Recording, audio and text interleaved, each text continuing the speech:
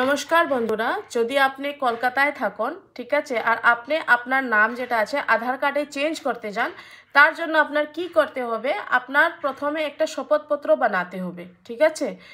আপনি যদি মানো যেমনি কি আপনার নাম পরিবর্তন করতে চান বা সংশোধন করতে চান, তার জন্য আপনার কি করতে হবে? প্রথমে একটা আপনার যেটা আছে অ্যাফিডেভিট, যেটা শপথপত্র বলা হয়, সেটা আপনার বানাতে হবে। 2 নম্বর যেটা স্টেপ আছে সেটা আপনার দুইটা বিজ্ঞাপন বিজ্ঞাপন যেটা আছে অ্যাড পাবলিশ করতে হবে। একটা লোকাল হবে, 2 নম্বর যেটা ন্যাশনাল হবে, ঠিক আছে। 3 নম্বর যেটা স্টেপস হবে, তার আপনার একটা ডিজিটাল সিডি বানাতে হবে, অনলাইন অ্যাপ্লিকেশন প্রসেস করতে হবে, ঠিক আছে।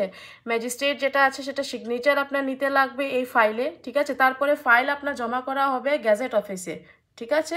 তারপরে আপনার গ্যাজেট নোটিফিকেশন যেটা ভারতের রাজপত্র আছে সেটা জারি করা হবে।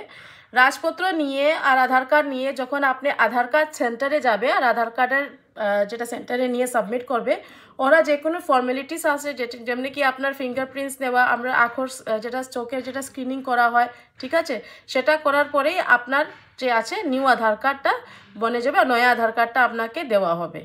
আপনি অনেক কিছু যদি জানকারি নিতে চান, তার জন্য আপনি আমার যে এই স্ক্রিনের মধ্যে নাম্বার দেওয়া আছে আপনি কল করতে পারবে বা হোয়াটসঅ্যাপে মেসেজ করতে পারবে। ধন্যবাদ।